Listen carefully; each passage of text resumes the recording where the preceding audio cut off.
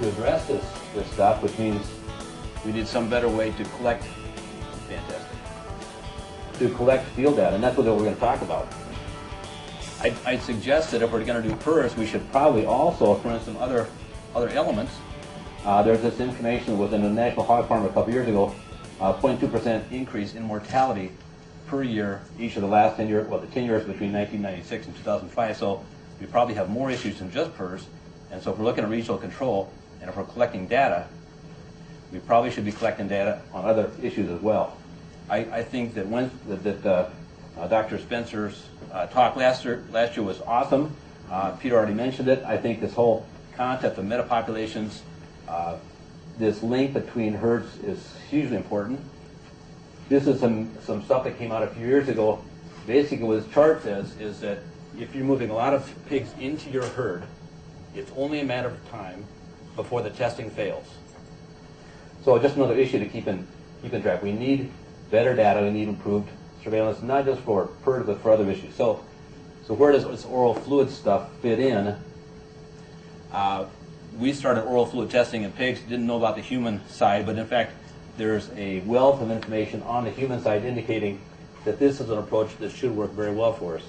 1996, actually the first presentation, the first publication on the human side was in 1909, so we have basically 100 years of data on oral fluid testing in humans. That publication in 1909 was on Brucella melitensis in humans, 150 cases in Europe. They did find, in fact, antibodies. But really the key publication was in 1986 when Archibald reported that, in fact, there were antibodies in oral fluids in HIV patients and suggested that, in fact, a diagnostic test could be based on oral fluids rather than serum. Huge.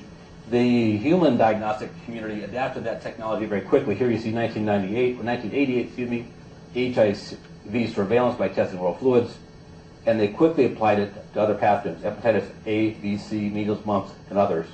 By 1996, they had an FDA-approved oral fluid HIV testing test right there, and by 2004, they had a 20-minute HIV antibody assay. Pretty awesome, but they got lots of resources. Nonetheless, the applications are fairly impressive. In New York City alone, they have these 10 sexually transmitted disease walk-in clinics where they test people come in off the street, run your test. Since 2005, they've adapted this rapid oral antibody test. They are running around 45,000 tests a year. When they were going in blood sticks, they were running about 30,000. So just by getting away from blood sticks, people are more willing to donate samples. They get better testing appliance. The reported statistics, reported numbers on their tests are extremely high. Specificity of 99.8%, sensitivity 99%. My saying is, don't believe anything you hear and only half what you see. And so maybe that's that good and maybe it's not. But nonetheless, the numbers are pretty impressive. Why does this sample work? It seems kind of counterintuitive, but the simple fact of the matter is that you have lots of fluid that's coming from the capillaries across the oral mucosa and into your mouth. So you have roughly 1 to 2% of the antibodies that are in your blood circulation. In addition, you have antibodies that are produced locally, and so you have antibodies right there. In addition, you also have pathogens that cross this oral mucosa, as well as those that are produced locally. So you've got basically this large foundation of research that supports the approach. It's used hugely in the human side, very successful. So how about in pigs? We started doing this in 2005, really on a lark. I wasn't aware of any of this stuff from the human side. This was with some large PRRS research stuff we were doing. I was frustrated because we're trying to collect samples from these pigs. We've been doing tonsil scrapings.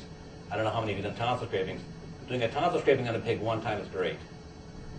The second time is not so fun, and the third time is a nightmare. So by the time we were running these pigs, multiple tonsil scrapings, they were just monsters. And so out of desperation, we started trying other approaches. From the point of view of pig behavior, pig sociology, what we see, and this is a question that comes up a lot, if you have a pen of 25, 30 pigs, how many pigs are actually going to be interacting with that rope, leaving their sample in? And typically what we see is about 75% of the pigs will be playing with that rope in a space of 20 to 30 minutes. So you have a fairly good representation of the animals in that pen. We have actually an animal behavioralist that's going to be on our future projects actually looking at that kind of issue. Talking with Kelly Lager, who just did a pseudorabies experiment at NADC. They were collecting oral fluids, and his suspicion was that he'd fail. He, in fact, had some highly virulent pseudorabies isolates, killed a bunch of pigs, but he said he never failed to get an oral fluid sample. So I guess that urge to play stays with us until the last moment. The process we use is we always recommend using cotton rope, and that's probably one of the major issues, because you can't walk into a hardware store and buy cotton rope. You pretty much have to order it off the web. Any rope you buy in your local hardware store is going to be synthetic. We like cotton rope. For one thing, it's much more highly absorbent. The other thing is that it breaks down, it's organic. If it gets someplace where it's not supposed to be, it's going to break down over time. We usually use 1/2-inch cotton rope in nursery pigs, and then we go to 5/8-inch rope in grow finish animals, or larger. It's important to adjust the length of the rope to the pig size, but I mean we tend to use brackets. Here's a bracket we fashioned that just fits nicely in our stuff. We're going to sample from these same pens over time. If you have a bracket or some kind of system set up like that, it's a matter of seconds to install this sampling device. If it's the first time, you may have reluctant pigs. If it's the second time, the pigs know what they're doing and they're all over the thing. So you put out your ropes, you have a cup of coffee, go back, and then simply put the end of the rope in some kind of device, either a plastic bag or here's a poly boot. Squeeze the thing, you get plenty of sample, cut a corner in the bag of the boot, and decant it into the tube. Some of the work that John's going to talk about tonight or tomorrow is going to be how stable our diagnostic targets are in these fluids, antibodies and pathogens. What we recommend is simply chilling or freezing those samples. You'll have good luck with maintenance of those targets. There's more than one way to do this. Here are some pictures from Keith Erlinson, who is doing some monitoring of pigs that have been intentionally exposed to PRRS virus. And this is his particular process. He didn't use a bracket, he just tied his rope on there. You see the same kind of response. So how about in the field?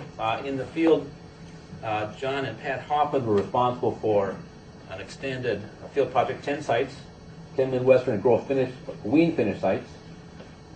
They actually went out and they showed the folks on site how to collect these samples, how to extract them, how to box them up in their mailers. And so what they simply did is they showed them how to do it the first time. They put up a little poster, a little SOP, how to do the thing. They left supplies on site, so they had the rope, the coolers, the felt tip pens, the labels for the coolers, and so on and so forth. And then after that, the personnel did everything for us. Pretty cheap. And something to think about for a regional control project. We had one set of samples that arrived late, but in fact, every sample that we had scheduled, we did get. Troubleshooting, I'm sure there's more problems that will come up in the future, but the ones we've seen so far is we really recommend not pooling samples. 25 pigs in a pen are highly correlated in terms of their infectious disease status, and we're pretty happy that whatever sample we get out of that pen reflects what's going on in that pen. But we don't like to pool pens because if you get pens from different areas or different barns, they may or may not be very well correlated. Collecting clean samples, keep them off the ground. We find that if you, in fact, cut the rope so it's about pig back high, pigs have to reach up for it, not a problem for them, but it keeps the rope off the floor, so it keeps the sample clean. We have one practitioner that sends in samples that are just beautiful. They look like serum samples. They're so clean, they're so beautiful. Dirty sample, that means that somebody hasn't been paying attention. They haven't been really tailoring the rope to the situations that they're dealing with. Occasionally you see these reluctant pigs. By that I mean they're afraid to go ahead and approach the rope. What John has found is if you just simply knot the rope, throw it in the pen, let the pigs nose around with it a little while, and then drag it over and hang it up, they're perfectly fine. If they need more incentive, you can put a little sugar on the rope, and they're just crazy over it. The other thing is that we hadn't even thought about it. We always do our pig work first thing in the morning, and of course that's when pigs are most active. We did find that for those individuals who didn't get around to collecting until late in the afternoon, especially in hot summer days, pigs aren't so inclined to be interested in doing new things, having new adventures. So we really recommend that first thing in the morning go out and collect these samples when the pigs are ready to give them. Okay, so just looking at a few things, I'm just going to go through very quickly information from these 3 publications here: PCR detection of pathogens in oral fluids, what we've seen so far. PCR in oral fluids, we are very comfortable. PRRS, PCV2, SIV, TTV virus. You may or may not have heard about the TTV virus. This is some information from a South Korean investigator. He says you can't find an oral fluid sample that doesn't have TTV virus. Ingelheim as well. We think we're pretty solid on those, and we suspect it's probably going to work for APP, salmonella, classical swine fever. We had one conversation with a veterinarian from Europe who said that they've been able to find classical swine fever virus, probably others as well. We have a lot of exploration to do to find the limits yet of this sample. One important note: the laboratory that's running your PCR in these samples has to be sure that they have run other oral fluid samples, have to be sure that they've actually validated their extraction procedures. John's going to go through this more expansively tomorrow, but in brief, we had a very difficult moment about a year ago because we had some samples of known status and we were coming back with negatives, and so we had to have a discussion. It turned out that when our laboratory finally looked at different extraction procedures, they found very marked differences in results, both categorically. In other words, they had some that came back negative, they switched extraction procedures that came back positive, and also just in terms of CTs. So different extraction procedures will produce different CTs. So be careful with your laboratory that they are in fact comfortable and have looked at their extraction procedures. So this is how John and Pat Hoffman went ahead and did their 10-site weaned to finished barns. They had their brackets set up in these 6 different sites, or 6 different pens in each of these 10 barns, 10 different sites. This is simply the cumulative data. And we're only showing here the influenza, PCV2, and the PRRS data. We don't have much time to go through all this stuff, but just to show that in fact, we're quite successful. What we're showing here is the percentage, each one of these sampling points. These are 2-week sampling points. This is the percentage. Each of these sampling points had 60 pens. So there's 6 pens per barn and 10 barns, so that's 60 barns, or 60 pens, excuse me. This is the percentage. Here's about 20% are positive for PRRS at this point in time. Here's PCV2, nearly 100% of the pens were positive, and here's SIV. This is the quantitative PCR numbers. You can certainly get quantitative PCR on these things as well, and here's SIV. The PCV2, in these barns, they're all vaccinated, but nonetheless, you do see that these animals were shedding virus. So this is just very quickly going through our experimental data and then our field data. The experimental data says that we should be able to detect PRRS virus in oral fluids for about 4 weeks, 4 to 5 weeks. This dark line is oral fluids, quantitative PCR, and these dots are the serum. And this is simply the correlation between oral fluid PCR values and serum. Here's the data from the field, simply how that looks. And this is only categorical, so these are just a number of pens, 3 out of 6 pens in this case, or 4 out of 6 pens here. And you see these different patterns. For me, it's kind of surprising. We don't have enough time to go through it, but it's kind of surprising to see how variable the pattern of PRRS shedding was in these weaned finish sites. You have these more prolonged, which I would kind of expect, but then you have these abrupt periods of shedding, and then you have these some sites that show more than one episode. Here's a PCV2, and we intentionally left this false negative result in here. On PCV2, you see this experimental data, of course, and you see that you're very successful at recovering or detecting PCV2 in oral fluids. In this case, over a period of about 98 days. And of course, there's plenty of PCV2 in these field data. The SIV data, we really need experimental data. We have some stuff in progress. This is the field data. We ran these PCRs even though we didn't have any experimental data to support the concept. We ran the PCR data, and we're able to see, in fact, interesting patterns of shedding. We totally randomized all our samples before we submit them, and then put them back in order once we get the data back. And so when they come out to these patterns, we're very, very happy to see that. It certainly looks like it's much easier to detect SIV in oral fluids than it is by taking nasal swabs. So then you start putting all the things back together, and then for me it starts getting much more interesting because we have morbidity mortality data on a weekly basis from each one of these things. And then we start seeing these different patterns of shedding, and hopefully we'll be able to put together the different interactions to see what's really important in terms of effect on morbidity and mortality and what's not so important. Ideally, we'll be able to just be able to identify signals that say it's time to intervene or everything's okay. How about antibodies in oral fluids? This is something that we are still working on. There we are, working on. So ELISAs are in progress.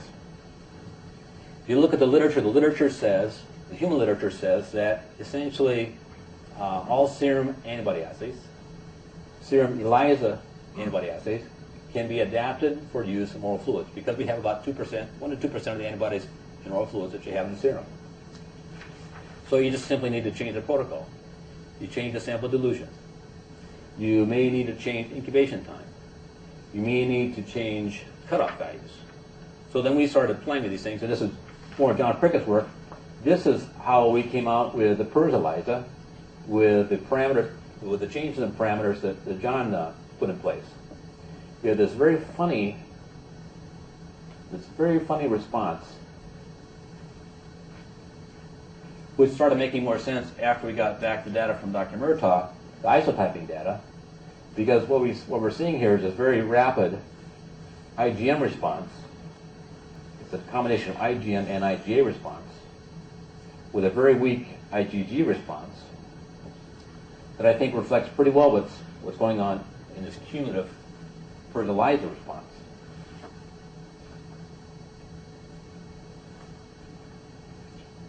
Based on John's work so far, we looked at the RLC data, and if we look at what we're calling a working cutoff, because we really want to get the test as close to 100% specific. We don't like false positives at all.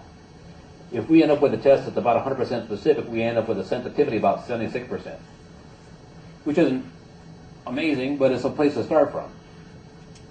But I think that because we're doing repeated samples, we're doing samples over time, we are going to be able to detect when things happen. So how does it work when you put these things together? We got the PCRs. Here's a case from one of our wean to finish barns, and we have the PRRS PCR response, and then you have this ELISA response, this oral fluid ELISA response, and you see the declining maternal antibodies. This thing never quite goes negative for us, which was a little surprising, and then you see this kind of period of unquietness, and then the thing blows up. And so I think you have some signals here saying that there's something ready to happen, and then you start seeing probably this period of really an epidemic outbreak. Here's a different site with what's for me an unexpected PCR response. Here you got a site that has this prolonged period of PRRS shedding.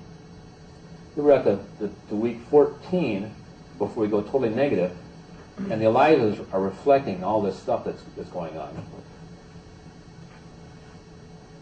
So there's lots of reasons to think that this is going to be a very fruitful area of expertise or of exploration. I don't think we're all the way there, and especially if you saw Susan Wong's presentation Friday on the Luminex technology. Using Luminex technology, which is basically a full cytometric kind of diagnostic assay, it looks like we could really put oral fluids with that technology and go a long ways very fast. But one of the questions we had early on was how stable are these targets? You got a highly contaminated sample. Are are we going to be able to get the diagnostic targets to the lab before they actually disintegrate? So very quickly, got a sample highly contaminated with feed, bacteria, so on and so forth. How stable are our targets going to be? And how should we recommend to practitioners that they collect and take care of these samples? And so, again, this is a topic that John talks about tomorrow, but just to get to the bottom line, the samples are more stable than we had thought, and in fact, if you get them in the refrigerator and preferably freeze them right away, you're going to be in pretty good shape. So if you look at the overall information to date, here we are.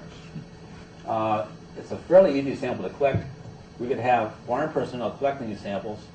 If the sample don't show up, you get on the horn and say, did you forget? It sure looks like the PCRs work. PCRs are fine, but for me they're too expensive, especially for a really impressive regional project. It looks like we could get some very good antibody stuff, but even to use the diagnostic technology that's coming out from the labs and get it optimized and applied to these kind of samples, it could be huge. We only talked about wean to finish, but I think there's also, it's not much of a step to apply these to sow farms and boar studs. So how about applying this at a regional basis?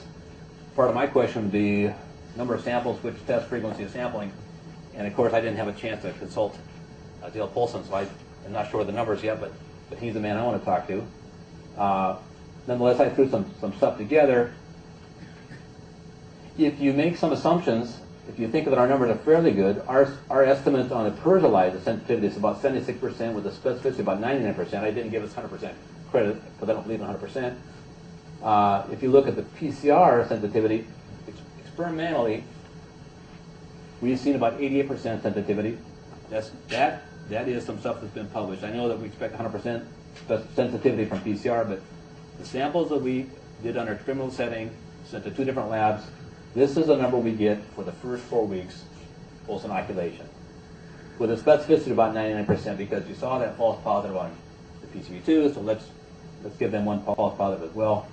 So if you run these numbers, and there's too many numbers to look at here, but if you look at 10% prevalence by the number of samples, and this one is PCR, if you track, depending what the objective, of course, of your testing is, if it's detection of a negative flow, if you collected 10 pens in a 40-pen barn, and there was a 10%, and you collected 10 samples, your likelihood of detection would be about 70%. That'd be a single sample, but of course, if you're running samples every 2 weeks, you start improving your detection. And this is the ELISA. Referring again back to Dale, this is a piece that he did for IPBS 2002, and the part of interest to me was his reference here to the frequency of sampling by the likelihood that you would in fact detect infection.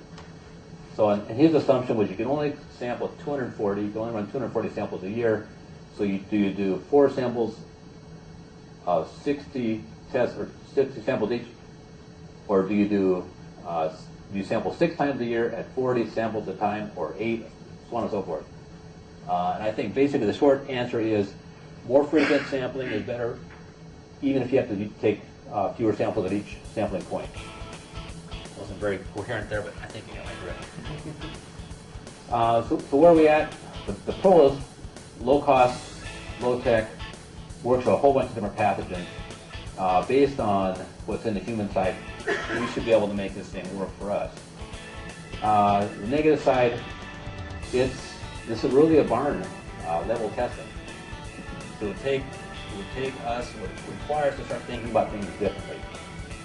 We have tests that work okay, but we certainly need to optimize them. We do need better test estimates, and one of the simple things, kind of what isn't that hard to find. It seems kind of simple. Could be a simple problem to solve, but it could be an issue for some places. So back to Bob.